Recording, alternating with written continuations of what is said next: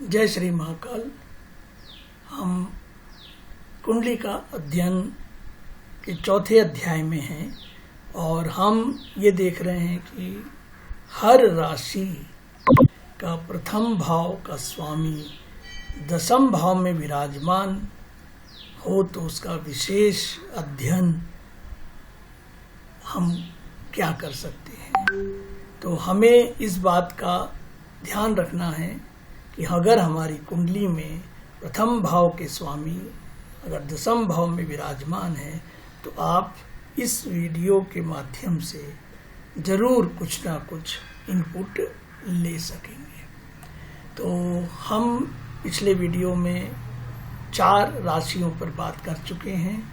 अब हम आते हैं डायरेक्ट सिंह राशि पर। तो ध्यान दें कि ये 5th राशि कहलाती है हमारे 12 राशियों में। तो जब ये कुंडली में यहाँ पे पहले हाउस में 5 लिखा हो तो इसे बोलेंगे सिंह राशि। और जब सिंह राशि की बात होगी तो इसका स्वामी कहलाता है सूर्य। और अगर सूर्य आपके दसम भाव में है तो क्या कैरेक्टरिस्टिक्स निकलेगी, और इसे हम अध्ययन कर रहे हैं।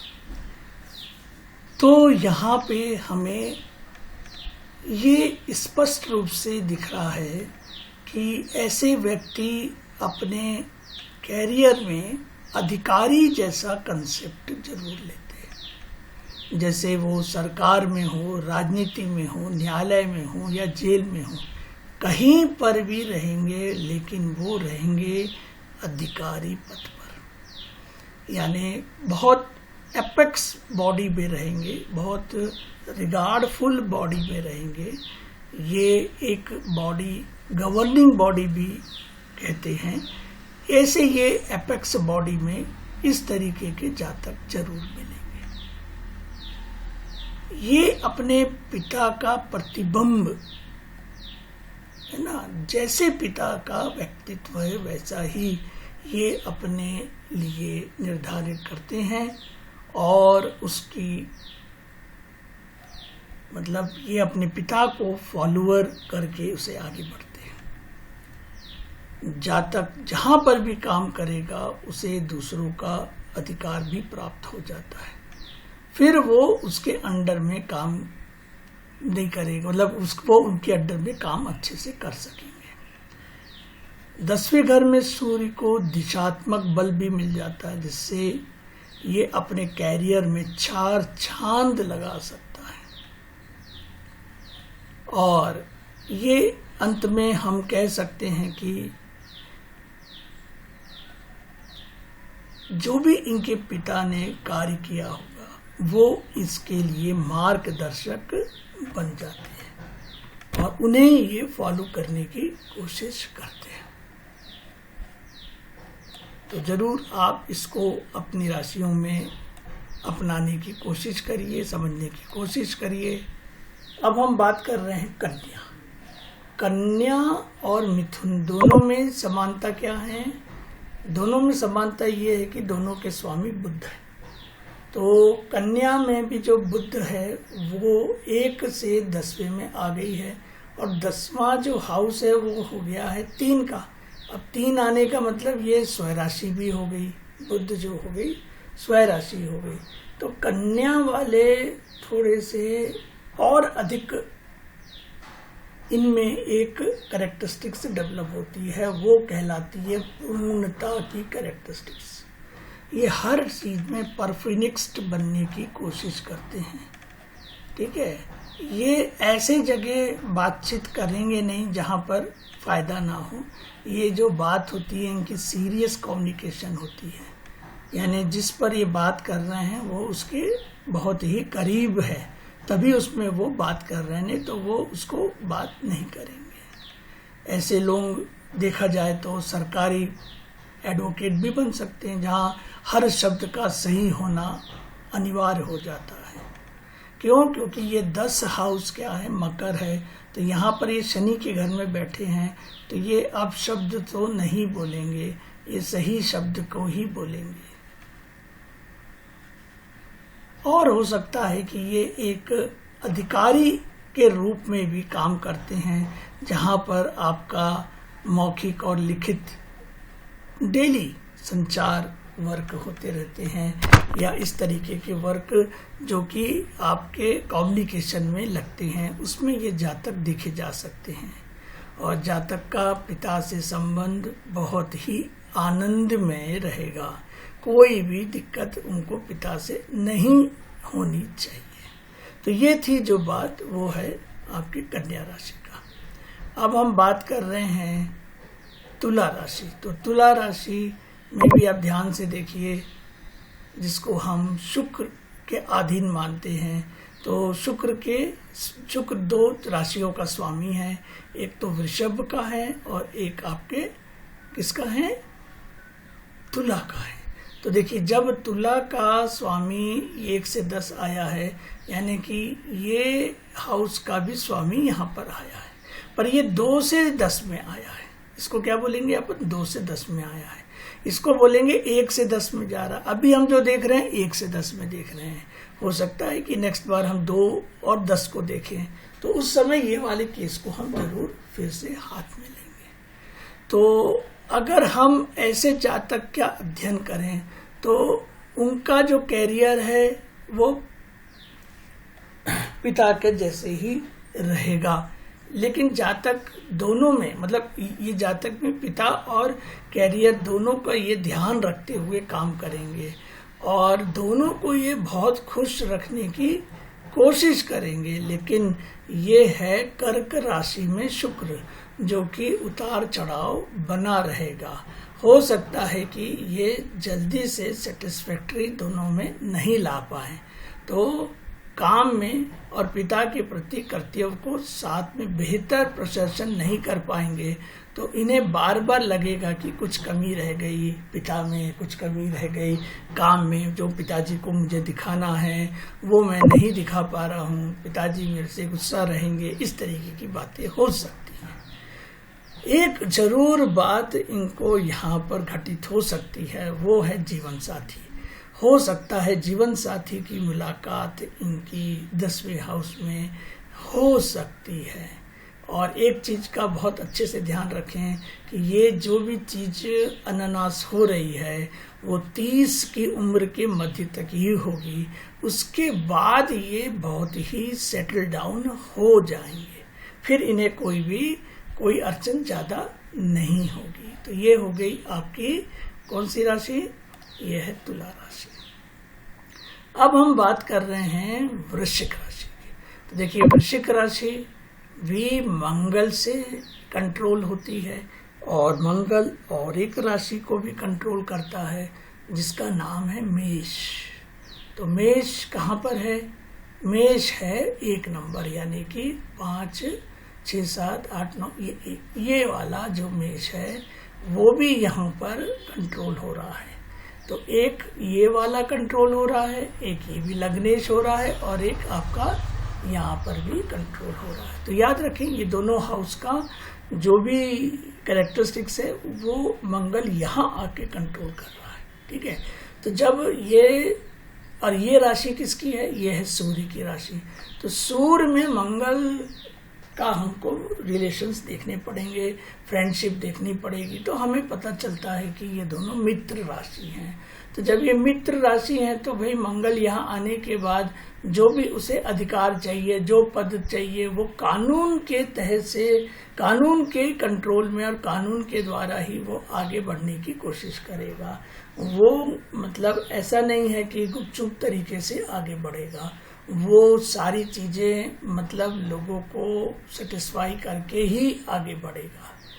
यहाँ पे जातक ये दिखाता है कि वो सरकार के अधीन भी काम करने को तैयार हो सकता है। कुछ लोग ऐसे, बहुत लोग हैं जो प्राइवेट ही करना चाहते हैं, पर ये ऐसा व्यक्ति है कि जो सरकार के काम को भी ये ले सकता है। अब यहाँ पे क्या है कि ये वाले हाउस का भी यहाँ पर कंट्रोलिंग हो रहा है, तो मान के चलिए ये जो बाधा आने वाली है, तो ये बाधक के कारण हो सकता है कि ये वकील भी बन सकते हैं। एक वकील बनना अच्छी बात होती है, और वो इस चीज़ को बहुत अच्छे से समझ सकते हैं कि हम नेगेटिव से पॉजिटिव कैसे काम कर सकते हैं। और निश्चित तौर से इस मकर राशि में जातक को, मतलब ये सूर्य की से सिंह राशि में है ना, सॉरी मैं यहाँ पर कभी बोला हूँगा कि शनि नहीं, यहाँ पर सूर्य है। तो सूर्य क्या है कि आपको ख्याति तो देगा ही देगा, तो आपको बहुत अच्छे तरीके से समाज में ख्याति मिलेगी और अनुशासित और मजबूत कंसेप्ट में आपको फ्रेम बन जाएगा। तो ये कहलाती है आपकी वृश्चिक राशि। अब हम लास्ट 4 राशि पर काम करना चाहते हैं। तो अब बची है धनु, मकर, कुंभ और मीन। तो देखिए ध्यान से, धनु जो राशि है वो जुपिटर से कंट्रोल होती है, इनका जुपिटर का कंसेप्ट है। और देखिए इनके सिंबल्स में भी ये द्वि राशि हैं, यानी दो बिहेवियर को साथ लेके चलते हैं। अब ये व्यक्ति अगर इस तरीके से गुरु को 10 में लाए हैं तो ये मान के चलिए कि एक तरीके से कार्यस्थल में गुरु जैसा काम करते हैं, एक स्वामी जैसा काम करते हैं, जो इनकी बात पर सब लोगों को यकीन होती है। ये सब बात पर, मतलब मैं हेड नहीं बोल रहा हूँ, हेड इज ए डिफरेंट, और आपका एक व्यक्ति का बात को मानना वो एक बात अलग होती है।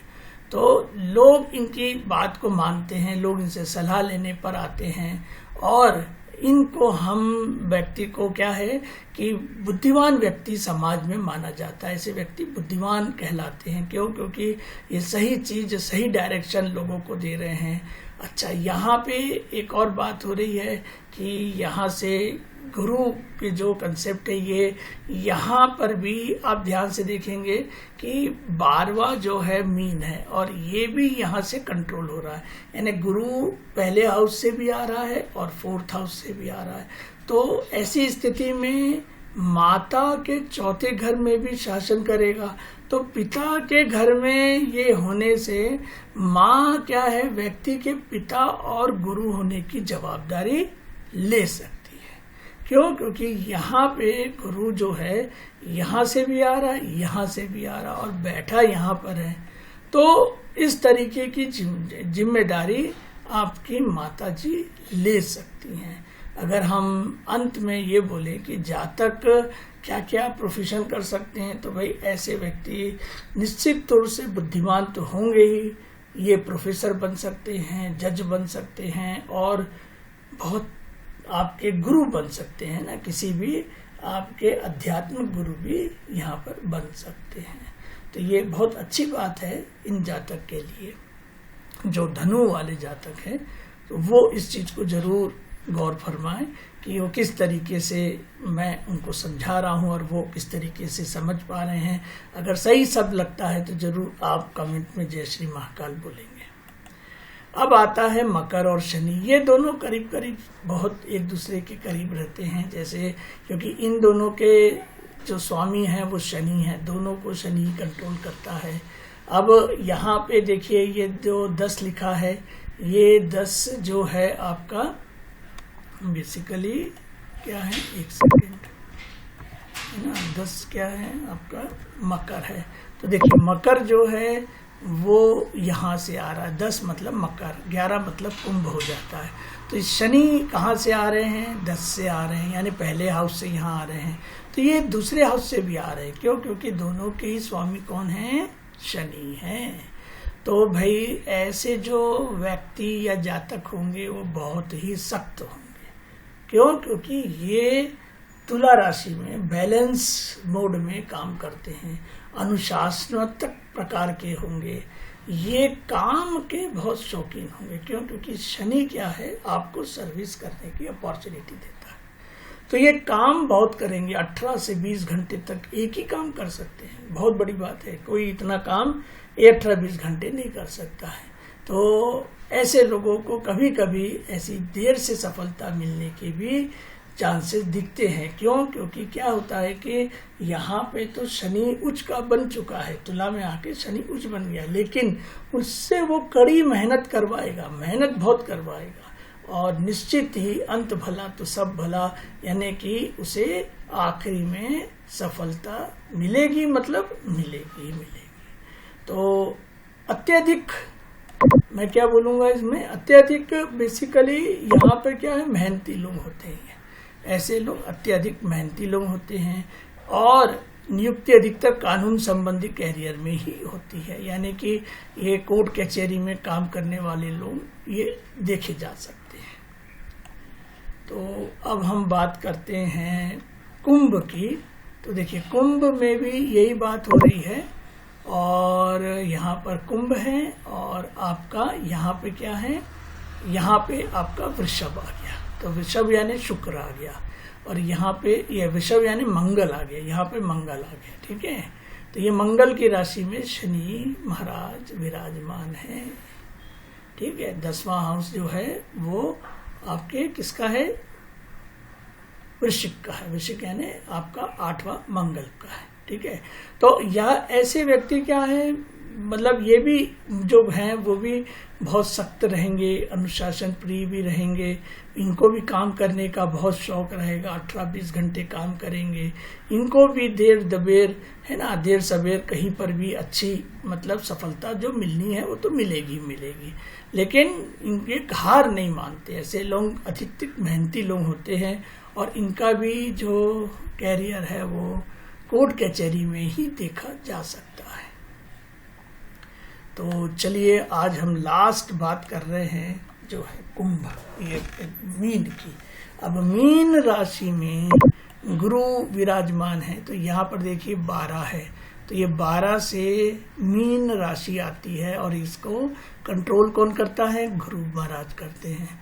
तो ये गुरु महाराज आ रहे हैं कहाँ पे, अपने घर में आ रहे हैं। अरे वाह, बहुत बढ़िया।